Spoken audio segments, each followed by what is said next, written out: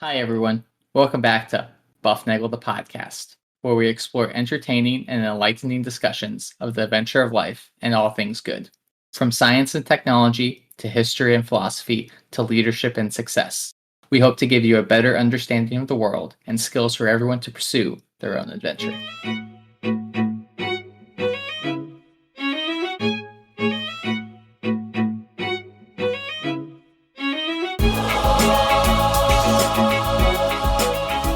Ladies and gentlemen, welcome back to Buff Naggle, the podcast, where we talk about all things good in the pursuit of the adventure of life. I'm Harry. I am your co-host today, as we have a special guest on the podcast. But Rafe, I know you've got a couple of words for our listeners first. Yeah, and these are, Harry, these are words I've made before. I will make them again, and I'm making them right now. We have the world's greatest listeners because they have made us a global top 10% podcast.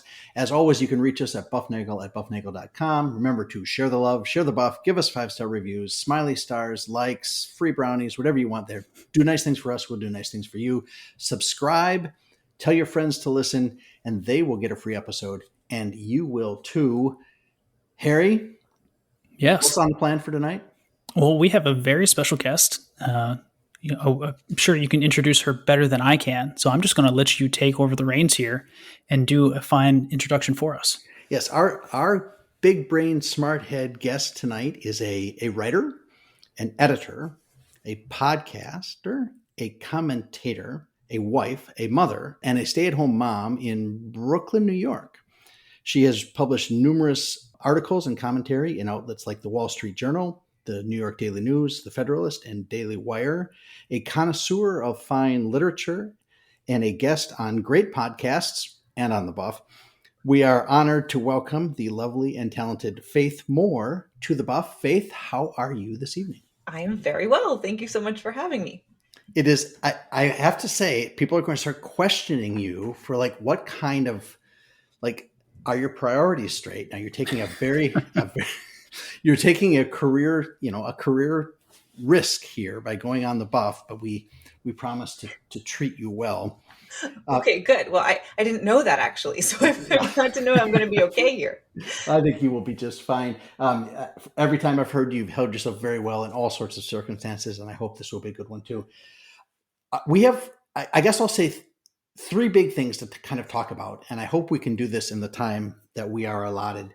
You're an author, and you've done two books that I have here in my hands. Look at this. One is Saving Cinderella, What Feminists Get Wrong About Disney Princesses and How to Set It Right. And then a novel that came out last Christmas called Christmas Karol, spelled with a K, on the Carol, but not on the Christmas. Yes. And now you are doing a regular podcast, and I would like to talk about all of those things. And before I go further, I will mention that everything Faith writes seems to make me cry at some point. That is my ultimate goal, yes, to make you specifically cry. Yeah, they are manly tears. So Saving Cinderella, and I got this has been out 4 years, 3 or 4 years, something like that, I think it came out December 2018. So however long ago that was. Wow, and I got this for my daughter. And, that's so nice. It's described by the author inside. And I went to, prior to this discussion today, I went to my daughter's house and I picked this up because she had it and I had read it before, but I wanted to read some things again. In this, you talk about the Disney princess stories and how to read fairy tales. And so how do we read fairy tales and get them right and avoid getting it wrong? Yeah, so fairy tales are a genre that has basically gone out of the modern awareness, such that now when we encounter a fairy tale, and we usually encounter fairy tales through Disney, and usually when it comes into the news, it has something to do with a princess, right? It's Rachel Ziegler is bad-mouthing Snow White, or, this old Disney movie is being deemed so anti-feminist by a bunch of people in like the New York Times or something like that. That's when we hear about fairy tales today. And what has happened to fairy tales is that we have forgotten how to read them. Even people who enjoy them and want to enjoy them and don't want to subscribe to the notion that they're all kind of anti-feminist or outdated or wrong, because we, in our culture, I think we take things very literally, and we're kind of materialist, and we don't want to go any deeper than what's on the surface. But that actually is the only way to read a fairy tale. Fairy tales are allegorical, symbolic tales that teach us things about life that are universal. They teach us universal truths about life. Princess fairy tales in particular teach us about how to grow up, particularly women, how women can grow from little girls into grown women. And they hold within them a kind of lexicon of symbolism. So there are these elements in fairy tales that are the same across all the stories. So, for example, like the woods. The woods is always the place of kind of self-exploration, of change, of kind of coming face to face with your demons, that kind of thing. And then you come out of the woods. That's why there's that musical, that Sondheim musical, Into the Woods, because everything kind of happens in the woods and then you come out changed. All of those things, the woods, the princess, the wicked stepmother, the apple, the beautiful dress, all of these things have symbolism, symbolic meaning that are true from fairy tale to fairy tale. And when you forget that, like when our culture has like sloughed that off and we don't understand that anymore, then we start to take them really literally. And then we get these ridiculous criticisms of fairy tales. For example, Prince Charming likes to kiss dead ladies, or this is sexual assault in some way, or Belle from Beauty and the Beast is into bestiality, and Ariel gives up her voice for a man. All of these things are true, real things that people have said in actual publications in the world, and it's because we don't actually understand what a fairy tale is anymore. And now that's why we're getting all of these really strange princess movies from Disney where the plots don't make sense and the values seem really off and everything seems kind of wrong because they've forgotten what these stories were meant to be. So they're taking a very literal approach to these stories, and it's not working. And so I read over the last 2 days, I reread your chapters on Cinderella and on Beauty and the Beast, and it's first of all, it's wonderful scholarship in the sense of quoting from originals, like you're quoting the song lyrics from the Disney movies. You're quoting exactly what the characters say. You're going back to Walt Disney in the 40s and seeing what he says. This is a piece of really good scholarship, and that's Harry. I'm reminded that when I discuss that Santa Claus is not a gigantic fat man, he's actually an elf. It's like that, but it's serious stuff, right? It is a real thing. So can you walk us through Cinderella? And my big realization with Cinderella is she's the girl that has to sweep up the cinders. All right, that was my big That was your big SAT that was realization. the light bulb that went on. Cinderella. That's where she gets her name. That is true. Yeah. So tell us. I mean, you don't have to read the chapter, but tell us how to read that the right way and how it's oftentimes misinterpreted. Right. So the big thing about Cinderella that I'm going to start with how it's misinterpreted. I think that's easier. So the big thing about Cinderella that people get wrong is they think it's all about love at first sight, just running off with the first man that you see and not even getting to know each other or caring what their inner selves are. Just sort of, you see someone across the room and you run off together. And also that it's all about beauty. It's all about the beautiful dress and how beautiful she is and compared to the ugliness of the stepsisters. And it's all kind of about superficial beauty and outward appearance.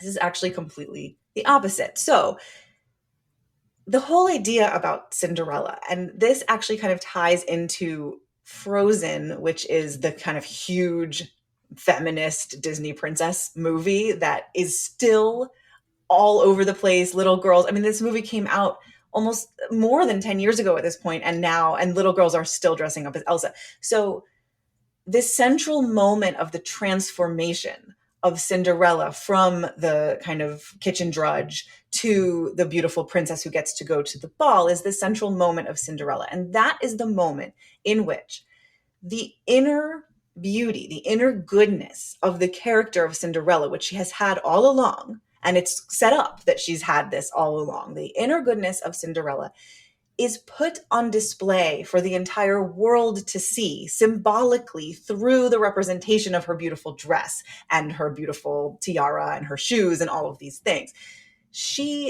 It's not that, oh, you only get to be a good person, a person who gets to go to the ball if you are physically beautiful. It's that when you are beautiful on the inside, a fairy tale can show you that symbolically through the beauty of your clothes and your face and your hair and all of these things. So that's that piece.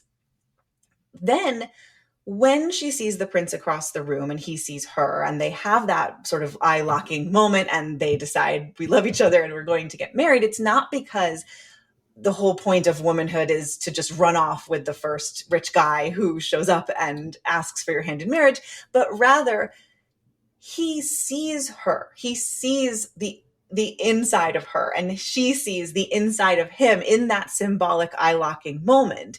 And that's why he's able to then recognize her later as the one, even when she's still in her, in her drudgery clothes, because he has the symbolic representation of her inner beauty, which is, in this story, her shoe, and, and it fits, et cetera, et cetera. So this is a story that we need to read symbolically. And if we don't, then we are left with, the importance of womanhood is your hair and your dress and your clothes and running off with a man, which is what I call them the princess critics, the people that like to write these op-eds about Disney movies.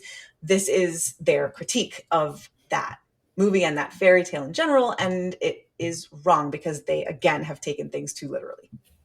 So I was going to say, so then how do we teach little girls who are growing up with these fairy tales? Because I have a 3-year-old daughter. Yeah. So wait, you have a 3-year-old daughter and you have a wife that loves the Disney princesses. Well, right? Right. This is true. And so now you have, right. Okay. So, yeah. So it's all tied together. But how do we show her throughout her life that these are not just superficial movies, right? There's more to these stories and to this allegory. And my wife not chastises me, but kind of makes fun of me whenever I bring up these allegorical situations. But how do we really impose to our daughters and to all of the young women across the world that there's more to you than just these superficial instances? Right. Well, I think the important thing to note is that kids aren't going to understand the stories the way that I'm talking about them now. They're not going to be able to say to you, like your daughter is not going to come to you and say, like, Daddy, look at how Cinderella's inner beauty is displayed through her dress in this scene of the movie. That's not going to happen. But she gets it. Mm-hmm.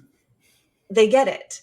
And that's what's beautiful about these stories is that, yeah, we adults can sit around and analyze them and tell you why this moment is so important. The moment of Cinderella's transformation and the moment of that kind of eye lock across the room, why that's so important.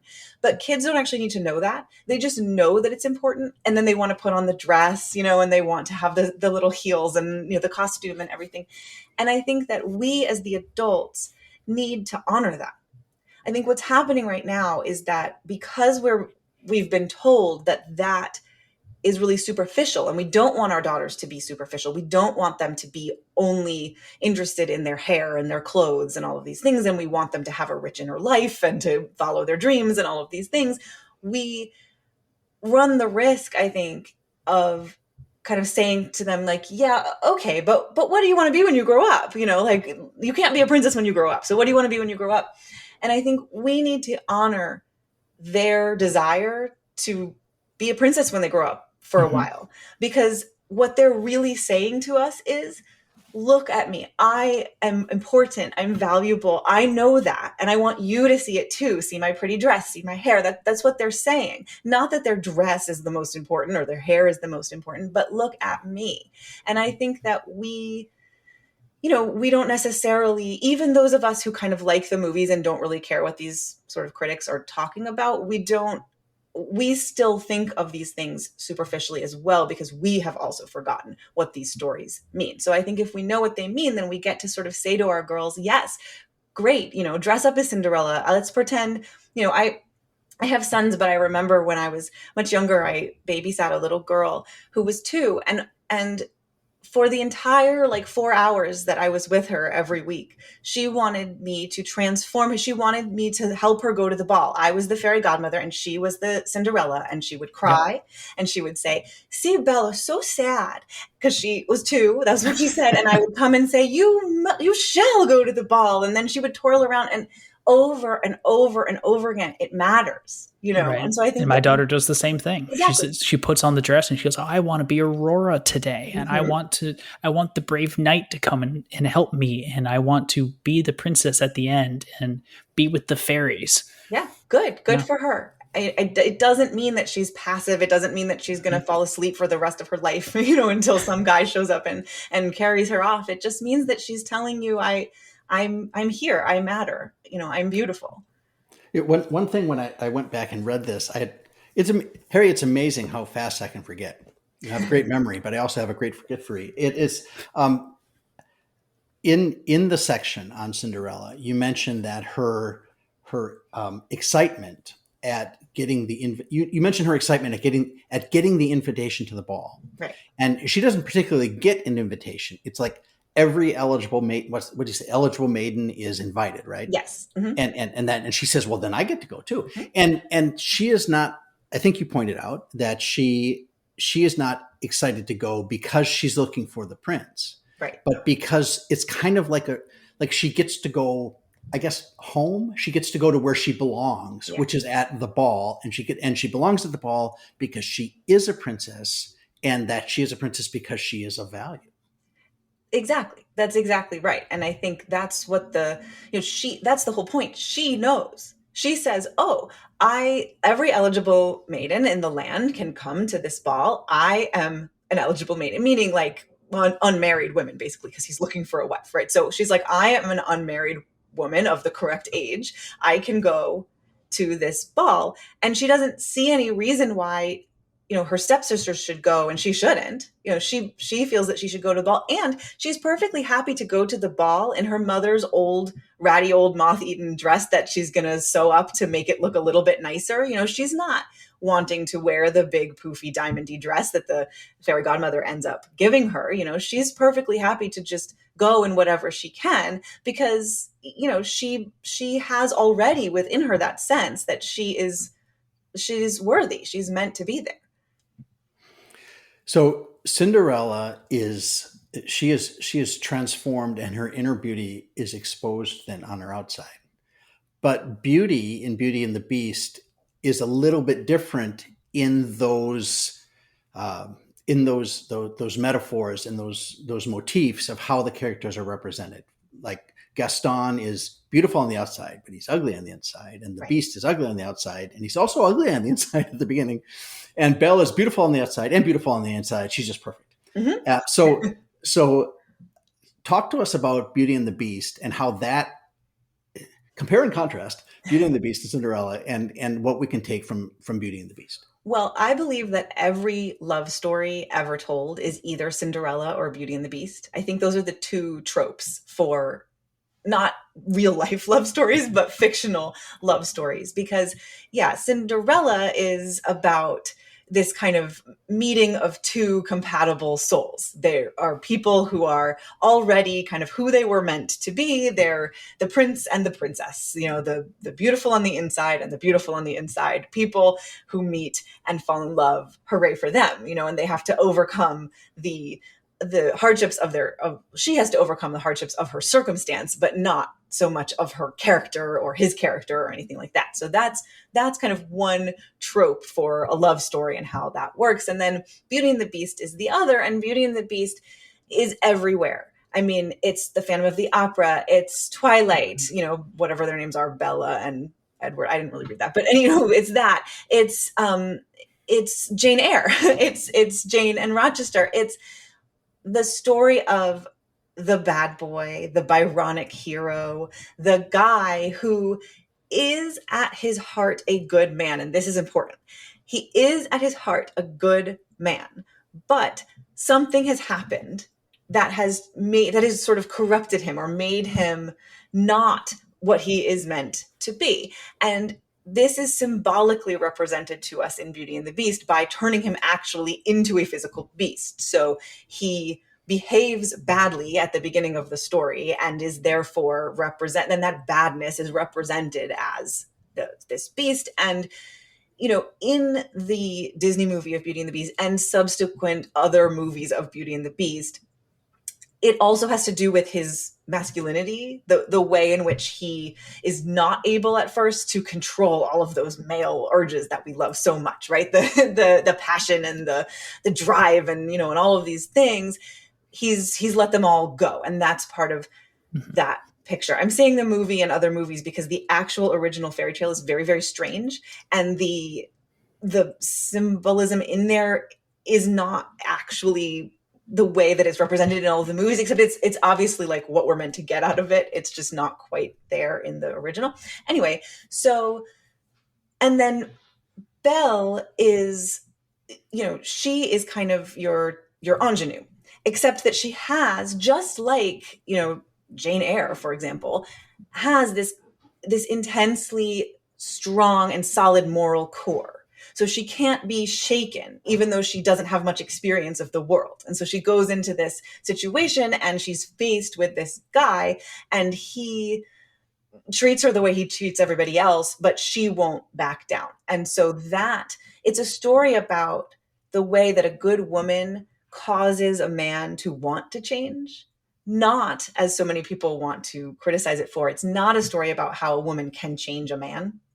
It's a story about how when a man like that encounters a woman who is always completely herself, all these stories about the woman being herself. Who is her true self? What is that?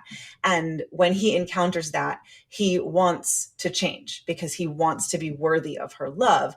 And in Beauty and the Beast, it's really very obvious. It sort of symbolically transforms back into a human man. And in the Disney movie, it happens very gradually through the animation and it's beautiful. So, he starts to put on clothes. For example, right? At the beginning, we see him, he's just wearing this cloak.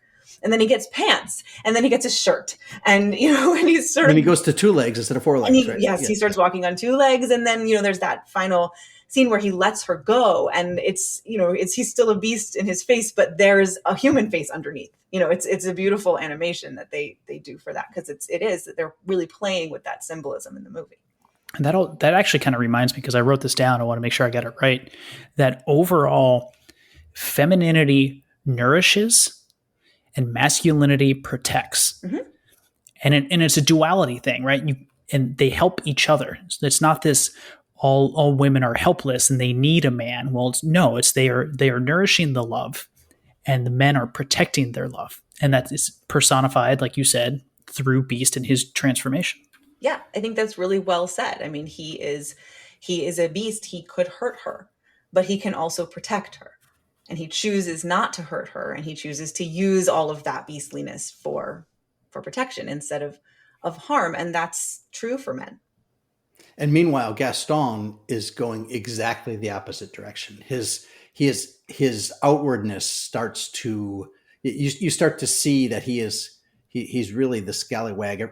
We can see him from the outside, but then it starts becoming very obvious that he kidnaps the father and locks him and Belle away, and then he's going to kill the beast, and it's just, and he even quite literally backstabs the beast after the beast saves his life. So exactly. As far as male virtues go, one of loyalty is really high on the masculine end. And when he breaks the code, man. Don't break the bro code. Yeah, no, exactly. He breaks the bro code. There's all this stuff on the internet. It's ridiculous. Like, Gaston is really the good guy. And so Gaston is just a character from the movie. He's not from the original story. But, the reason we know he's not a good guy is because of what you just said. He does all of these things that break the bro code. Yeah, he stabs people in the back and he doesn't listen to, the woman that he loves. And he, all of these things that, if he was really the good guy, he wouldn't do. So he's obviously the bad guy. And yes, the filmmakers were really playing with, they knew they had this character of the beast who was going to turn from man to beast back to man. And then they're playing with this other guy who is the very handsome man, but corrupt on the inside, which is a cool kind of foil to the beast character. So do you think those, I don't know, I've never sat in the back rooms of these discussions for how to make, hey, let's go make Buff Niggle the movie. Okay, what does the character look like? And so, but are there discussions at that level? I don't know. Is that a thing that they really, how are we representing this allegory? I mean, do they talk like that in discussion, or do they just kind of slap something together? And well, I'm not in the room either. And so I don't 100% know. I mean, I know that they have agendas when they make these movies, even back then. I mean, now obviously they have a very clear agenda, sort of feminist woke agenda, but even back in what is called the Disney Renaissance, which is like the early 90s, late 80s, with the movies like Little Mermaid, Beauty and the Beast, Aladdin. Even then they were sitting around saying, we want to make a more feminist princess. We want to make, we want these kinds of ideas and tropes to be in our story. And, I think Disney himself, who was at the helm when they were making Snow White, Cinderella, and Sleeping Beauty, certainly understood, if not I think he understood all of it. But even if just to say that he understood the kind of visual allegorical quality of these movies, I mean, he really was an artist in that way. He understood how he wanted these movies to look. So I think that at least we can say that. Wow. Okay. That's the first part. Wait, there's two more. Okay. Part one, check. Okay, so thank you. Okay, the book is Saving Cinderella, What Feminists Get Wrong About Disney Princesses and How to Set It Right. And it's available for purchase wherever good books are sold. And we'll put we'll give you a link to your website, Faith, right? And that is faithkmore.com. faithkmore.com. So you can go there and find out more about our Big Brain Smart Head guest. The second piece was a novel you wrote, if I can steal a little bit of thunder from you, a novel you wrote during nap time. Is that right? With your little kids. Mm-hmm. And it is called Christmas Karol, Karol with a K. And it is for lack of a better term, a retelling of the Dickens Christmas classic. That is correct. Yes, it is Christmas Karol, not A Christmas Carol, because that is actually a Dickens book. So I'm not stealing that title from him. It's Christmas Karol, Karol with a K. Karol is the name of the main character of the book because it is a modern retelling of Charles Dickens' A Christmas Carol, but the main character has been reimagined as a workaholic mom named Karol, whose miserliness is not about money, the way that Scrooge's is, but about time. It's about how much time she chooses to spend or not spend with her family. And so on Christmas Eve, she gets to go through the same type of journey as Ebenezer Scrooge through her past, present, and future in the hopes that she will figure out what really matters, which is her family. Yeah, it to me, it was... Okay, so that's... I'm sure you cried during this one too, right? I did cry. I cried. Well, there were some very poignant scenes in there. And for those of us who know the Christmas Carol, either through... the Muppet Christmas Carol, or I think I saw it like in 6th or 7th grade in Milwaukee at the theater when we went as kids. And, those, but it's not the Christmas Carol, it is. And I don't want to give too much away here, but what's interesting to me is you can see, because she gets her life presented back to her. Mm-hmm. Right. And we see that she is I guess I call her a well-being protagonist who slowly slips into Scroogeness is kind of how I'm thinking of it. All right. And she has no intention at the beginning of this. You can tell she is very well intentioned, but circumstance nudges her slowly but deliberately and constantly off the rails. And it was interesting to me that she lost sight of what matters. It wasn't like she didn't have it. She had it. And she starts all of her stuff. Her life starts pointed toward the right thing. And then in a corrupted way to try to reach that, she gets corrupted and ends up failing. Yeah. I mean, it was important to me that this character was somebody that we could root for, because if it turned out that she was just a really mercenary kind of person who only cared about her job and making as much money as she possibly could and was totally willing to leave, to sort of throw her kids under the bus and leave her husband alone all the time to take care of the family, then why should I care about whether her journey comes around and she figures it all out? I mean, I won't like her, and I will sort of hope, I mean, maybe I'll hope that she leaves and the husband gets to find somebody nice to be with, and that these children find a nice mom, who that's not her. So I didn't want that. I wanted very quickly, I wanted to paint a picture of what she was really like at home, which is bad. But then I also wanted to make it so that really quickly, through the vehicle of her past, we saw that this would be a full circle, not a half circle. This would be a coming back, a coming home to who she really was meant to be, as opposed to a kind of total transformation from one kind of awful person to a good person somehow. Because, she, this is the sort of modern take, but I think it's kind of true of Scrooge as well. It's the trauma that she experienced in her life that led her to the place where we find her, that led her to this kind of obsessive desire to work, and a sense that her children don't actually want her. She's not a good mom. All of these things that she feels at the beginning are because of the things that she had to go through in her life to get there. And so that was an important piece to me, because I wanted you to like her eventually. Oh, I did like her. So, okay. So I got to ask this question. This is a writer kind of question. Okay. So here's a book, right? And you said, I wanted this character. How do you write a book? It's kind of a general question, because I think a lot of people see, I'm going to write a book, put paper in the typewriter, start typing away. Yeah.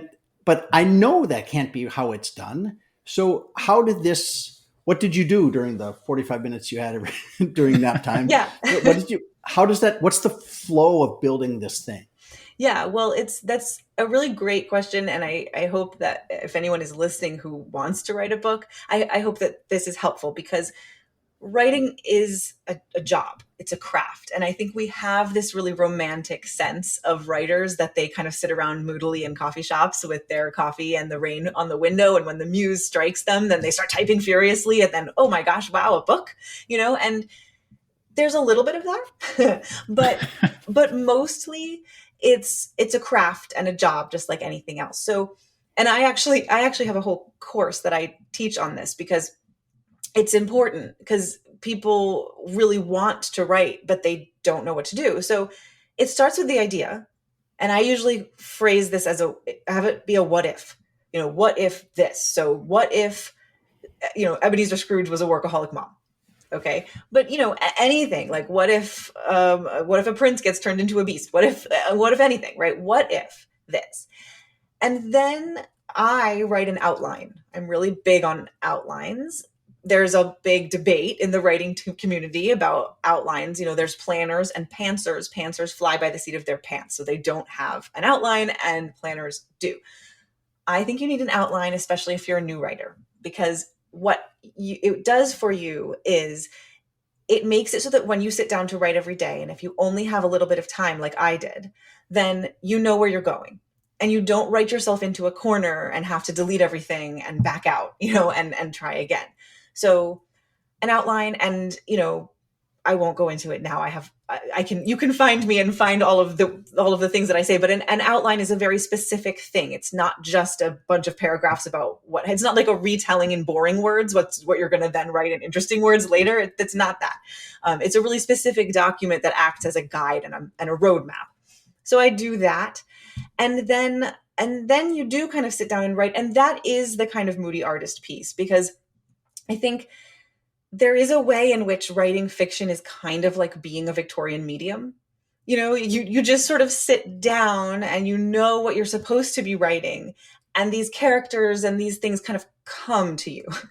And I don't have a better way to describe it than that. So there is a bit of magic involved. But it's really helpful to have that outline. Sometimes the characters don't want to play nice. Sometimes they don't want to follow the outline, and then you have to deal with that. But then you do it and you chug through until you get to the end of the outline, and then you take a step back and you read it, or you let someone else read it, and you see what you need to change. Then you tear it all up.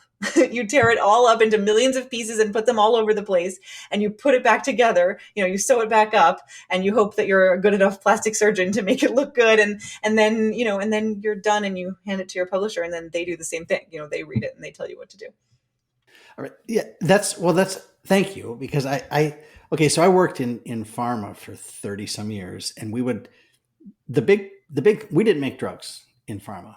We made reports. Okay. So we would, like, if you take a medicine and you get the little box with the pills inside, and you open it up and there's a piece of paper in there, and you unfold it, and it's like this 10 feet long. Right? Yeah. Right. That's what we would write. That was the sum total of years of work, is that thing, that package insert.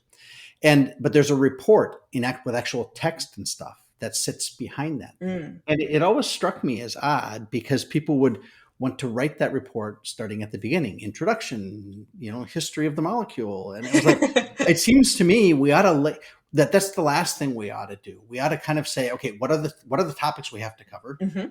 What do we want to say in there? Lots of sticky notes on the wall, that kind of thing, whiteboards, lots of discussion. And then the actual writing then becomes, well, at that point, it's just science. So you don't have to have a muse. Hopefully you don't have a muse. You just have, you have the data, not, right? For science. All right. So that is very helpful. Thank you very much.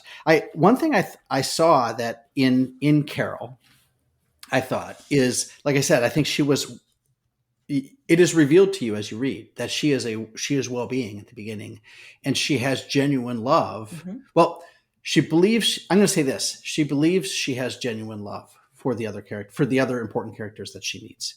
But as Harry, you and I have had this conversation about what Aquinas says, is that love is willing the good of the other, but that's not right. It's willing the good of the other as other. And I think what Karol seems to miss is those last two words. And she keeps focusing on, this will be good for you because it would be good for me. Right.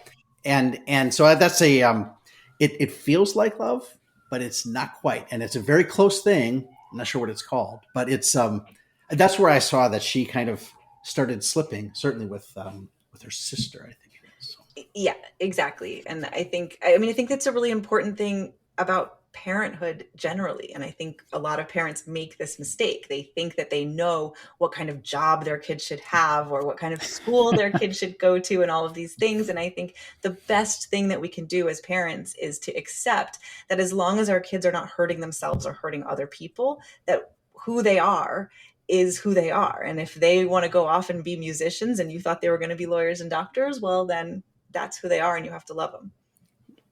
Understood. Okay. Second thing. Okay, that was Christmas Carol, a novel by Faith K. Moore. Okay, number 2. All right, number 3 is your current, I guess I'll call it your current piece of work, right? Yes, my current project. And it is an ongoing project, and it is a semi-weekly, bi-weekly. I never can get those straight. It's twice a week. Semi-weekly, I think, yeah. Semi-weekly is twice a week, yes. Yep. Okay, yeah, so it's a semi-weekly podcast called Storytime for Grownups, and you are currently reading to us Wrapped audience members the novel Jane Eyre by Charlotte Bronte. And this is, I looked it up, it's 38 chapters, approximately 19 weeks. I did that math. I think I got that right. And and we're about a third of the way, almost a third of the way through, I think, right now. And it's a girl book, I think. But you know what? I'm amazed at how wonderful it is to read the girl book. It was on my list of things to read, and I would have probably gotten to it, but I probably would have picked, I don't know, Ulysses or something like that. It's not anything else other than the girl book, but it's great. It was written in 1847, Gothic language of the times, very, very flowery, but yet dark and deep, and very beautiful language, like old heavy wallpaper. Right. And, it's been wonderful. All right. And I know I love this. But I have a couple questions on Jane Eyre. Great. And on the podcast itself. So how is it going from your perspective as the reader? A third of the way through, is it what has been different from what you've expected, and what has been the same? I love it. I'm so pleasantly surprised. I didn't know what was going to happen. I just came up with this idea of reading a classic book chapter by chapter with a few notes along the way. The idea is to help people learn to read classic literature who maybe struggle with it, because I struggled with it a great deal as a child, and I grew up in this family of intellectuals who didn't struggle at all. And so I didn't know how to read these books, and frequently was kind of trying to talk about them in literature classes and things without actually having read them.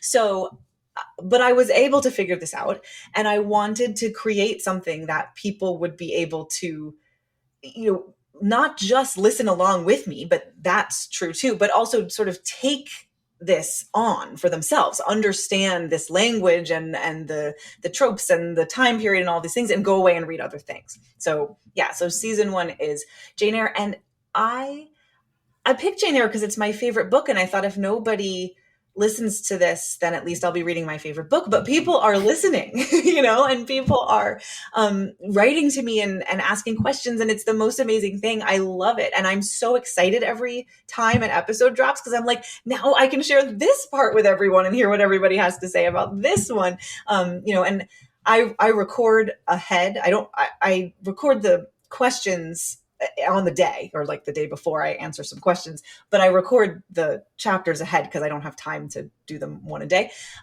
So, I'm sort of like, ooh, this one's coming, this one is coming, and people are going to get to write to me and tell me what they think about this. And it's a book that I've been living inside of for my entire adult life. And I'm very pleased to have other people join me here. Well, I can see why it has staying power. It is. First of all, it's beautifully written. Yeah. And it is. My wife gets on me for what she calls talking in code. Okay. Right? So I'll say things that she has to then parse back apart, and then in order to get the joke or to understand, that I just need a napkin or something like that. All right. But there's that language is in there, and so for me, it's just what it's like. What did I say the other day? That listening to the description of spring was like hearing somebody read a Monet painting. Yeah, no, that's a great simile, because it is like that. Yeah. So it's written 1850 timeframe. Okay. Mm-hmm. And there are things in the story that we have, I guess I'll say, revulsion to. Right. Things they're like she's not treated well as a child. Right. There are things that none of the children are treated well. Orphans aren't. It's like, it was bad. It was bad. Okay. Yeah. Yeah. But okay. So how much of that revulsion we feel is the same revulsion that Charlotte Bronte felt, and how much of it is just the fact that we live in a different time? Is that a sensible question? Yeah. They were mistreated, but lots of people were mistreated. And so did she, would she say, well, I didn't want it to be that bad?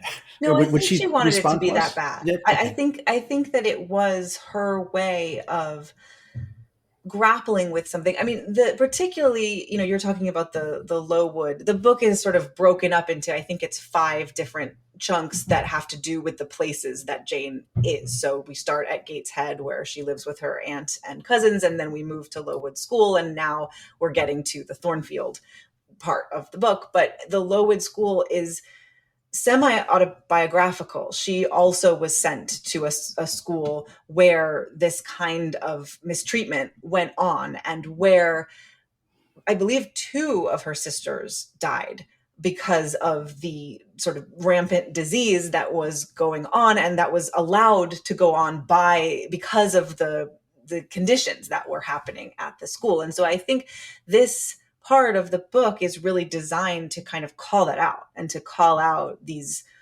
perhaps these schools that were still in existence, or just to kind of lay bare that, the mistreatment of children. I mean, I think I talk a little bit about this on one of the episodes of the podcast, but obviously attitudes towards children were really different at the time, but they were coming into more of a modern idea of childhood at that time. So, instead of thinking, oh, they're just little adults, that was the time where suddenly people were saying, I think this is kind of different. Like, I think kids experience the world differently and they need more of our love and affection and attention and all of these things. And so I do think that she, at least, maybe perhaps not everyone reading it at the time, but she at least was trying to convey a sense of great hardship.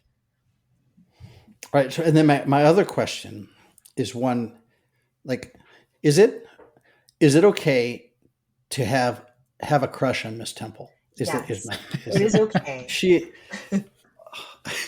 This is the only thing he's talked about for like the past 2 weeks. Yeah, man, you've got to meet this character, Harry. Goodness, we got to meet. I know you're married, your brother. Yeah. Well, luckily she's fictional. We're all allowed our fictional crushes. I think we are all allowed our fictional crushes, and Miss Temple is a lovely one. Unfortunately, we've just learned that she's married. So she got married. And ran off over the hill. Will we see her again?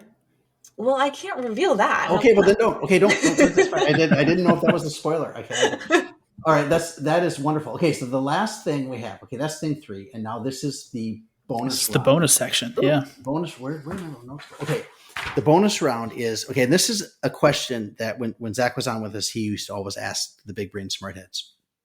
Is what is your advice to listeners of this show on how to seek the good in your everyday life?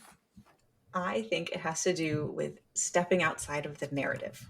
And what I mean by that is we are handed a whole bunch of narratives by society about the way that we're supposed to live our lives. And right now, the prevailing narrative is kind of a one that tells us which lane we're supposed to be in. It tells women you're supposed to go out and work and not, raise your children or whatever it is. Or like I was just saying, your parents tell you that you're supposed to be a lawyer or a doctor, but you want to be a violinist or whatever. I think that stepping outside of the narrative, if the narrative is not working for you. So I don't mean to step outside of like the moral narrative or the narrative that is going to get you to the place that you need to be. But I think questioning the things that you are being told you must do is always a good idea, because you could look around and think, yes, I must, right? Like if you think about that and people are saying you must do this, you could look at that and say, yes, I must. Or you could look around and say, no, I don't have to do it that way in order to continue to be a good and moral person. I could do this other thing that brings me joy and that brings the people around me joy. And so I think it's that. I think it's to question what you're being told, but not subversively, just to question it for yourself. And I think that's, you'll find joy that way. Oh, that is fantastic. Harry? Oh, it's been lovely. I'm sitting here just mostly in awe, listening. Yeah, it has very enjoyable. Been an absolute joy. And we want to thank you again for taking this major career risk of coming on our show. And this is great. Anything else you need to do? We've plugged your contact information for writing services, editing services, her class on how to write a book. She'll make it so the book just flows off your fingers is what she will do. Thank you. It's been a pleasure. It was lovely to chat with you. Yes. And in the meantime, we remind all of our listeners to seek the good, live virtuously, and flourish, and enjoy the adventure of life.